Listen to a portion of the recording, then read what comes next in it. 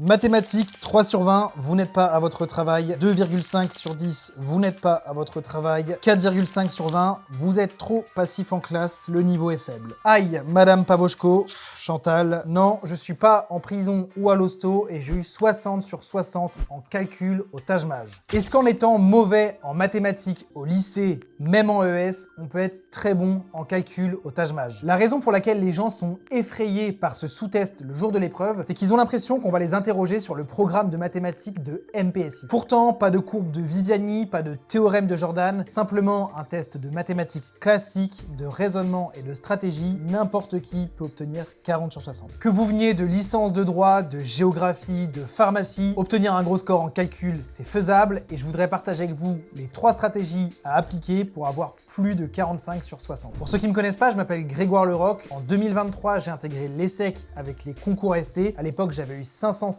sur 600 au Taj Mahal. Je l'ai repassé en 2024 et j'ai obtenu 547 sur 600 qui est le score record de l'épreuve. Et depuis 3 ans avec AST Prep, on accompagne des milliers d'étudiants à se préparer au concours ST. Alors n'hésite pas à t'abonner à la chaîne, on publie des vidéos toutes les semaines, que ce soit des conseils Taj Mahal, TOEIC, dossiers, oraux, on va vous préparer tout au long de l'année. Pour avoir un gros score en calcul, il y a une étape par laquelle vous êtes obligé de passer. Vous devez apprendre et connaître votre cours plus que votre propre prénom. Plus vous allez progresser, plus vous allez vous rendre compte qu'en calcul, la principale difficulté, ça va être de reconnaître l'expression mathématique qui vous est demandée dans l'énoncé. En calcul, au Taj Mahal, il n'y a qu'une seule difficulté réelle. Si vous arrivez à repérer à quel type de questions vous avez à faire, vous avez déjà fait 80% du boulot. La réalité, c'est que la plupart des questions reposent sur des concepts mathématiques que vous apprenez au collège, maximum début lycée, mais qui sont camouflés dans des problèmes Taj Mahal. On ne vous dira jamais soit 15x est égal à 22y, mais on vous demandera le montant payé par 15 étudiants dans une salle de cinéma, sachant que c'est le même montant qui est payé par 22 adolescents. Et le jour J, lors de votre passage de l'épreuve, l'extrême majorité de votre temps, elle doit être à décrypter ces questions, à traduire les énoncés en expressions mathématiques et certainement pas à chercher la notion du cours dans votre tête. La pire chose qui puisse arriver à un candidat au Taj Mahal le jour J, c'est de savoir reconnaître une question, se dire « Ah oui, c'est telle notion de probabilité, ah oui, c'est telle spécificité du théorème de Thalès », mais de ne pas savoir dérouler la notion derrière. Retenez bien que si vous arrivez à reconnaître une question mais que vous ne parvenez pas à la résoudre parce que vous ne connaissez pas votre cours, c'est beaucoup plus grave que de ne pas parvenir à répondre aux 2-3 questions imposes que le concepteur aura mis là. Une figure géométrique imbriquée impossible, un problème mathématique sorti des enfers, celle-là vous ne l'auriez jamais eu dans tous les cas. En revanche,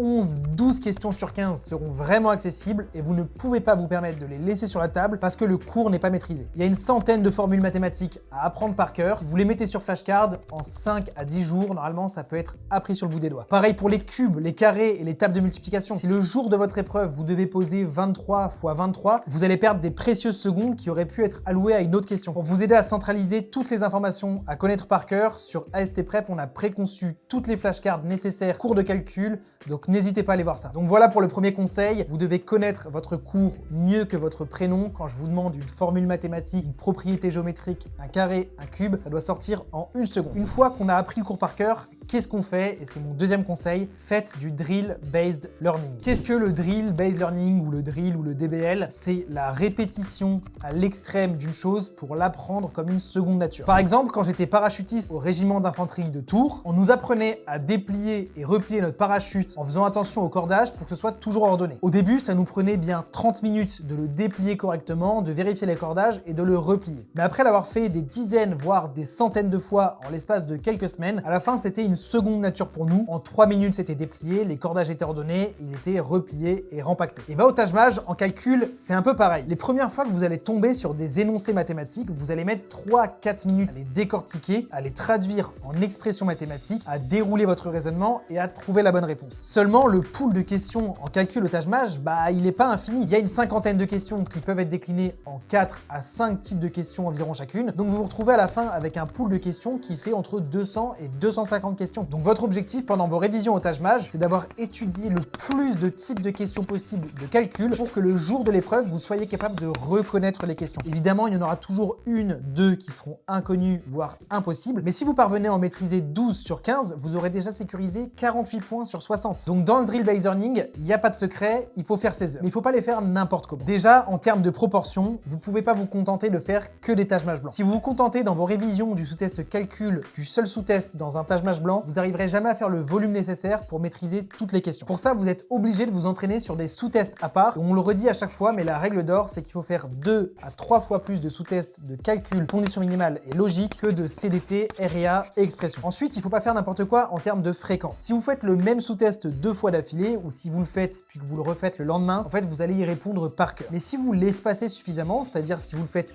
une fois, puis le refaites une semaine après, puis le refaites 10 jours ou 15 jours après, en fait, au début, ça va être très laborieux. La seconde fois, vous allez être un peu plus rapide. Et la troisième fois, ça va être tellement naturel que vous ne pourrez plus jamais oublier cette question. Et le jour J, quand vous arriverez devant l'épreuve et que vous retrouverez ce type de question, vous aurez déjà eu l'impression de la corriger 3 fois. Donc deuxième conseil, faites du drill-based learning, faites du volume, faites-le intelligemment et votre score va grimper en flèche. Le troisième conseil, et qui est vraiment celui qui peut vous faire passer de 40 à 50, voire 55, 60 sur 60, c'est de tenir un carnet d'erreurs. En 3 ans, j'ai parlé avec vraiment beaucoup de monde qui préparait le Taj Mahal et le point commun entre tous ceux qui avaient un score qui était bien au-dessus de la moyenne, c'est qu'ils tenaient ce fameux carnet. Quand vous allez faire une erreur au Taj Mahal, il y a 2 choses que ça peut indiquer. La première chose que ça peut indiquer, c'est que vous ne maîtrisez pas suffisamment une notion. Et croyez-moi, c'est une bénédiction de le découvrir à l'entraînement plutôt que le jour J de votre épreuve. Si vous ne teniez pas de carnet d'erreurs, vous pourriez passer rapidement sur la correction sans jamais le formaliser nulle part. Seulement, si à chaque fois que vous vous trompez, vous l'inscrivez sur votre carnet d'erreurs, vous allez vous rendre compte au bout de 15, 20, 25 erreurs que les notions qui retombent, ce sont quand même souvent les mêmes. Et dans ce cas-là, c'est une chance, ce sont des notions à traiter en priorité. Par exemple, si vous vous rendez compte que c'est souvent des questions de probabilité et de théorème de Thalès, vous allez pouvoir travailler spécifiquement ces notions, peut-être reprendre le cours pour pouvoir vous entraîner dessus. La deuxième chose qu'une erreur peut indiquer, c'est que la question était relativement difficile. Évidemment, si elle était relativement simple, il y a de plus grandes chances que vous l'ayez réussi. Si vous l'avez raté, c'est qu'il y avait un piège, il y avait une difficulté. Et là aussi, c'est une bonne nouvelle, parce que depuis janvier 2025, il y a un coefficient sur les questions du Taj Mahal. Plus la question est difficile, plus elle va vous rapporter des points. Donc sur le coup, vous allez vous tromper, vous allez repérer cette question difficile, il faut devenir un expert dans ce type de questions, parce qu'à terme, ce sont ces questions-là qui vont venir porter notre score. Donc voilà ce que je voulais vous partager aujourd'hui sur le sous-test calcul. Si vous appliquez ces 3 conseils, vous aurez déjà fait 80% du travail. Numéro 1, connaissez votre cours mieux que votre propre prénom. Numéro 2, faites du drill-based learning, beaucoup de volume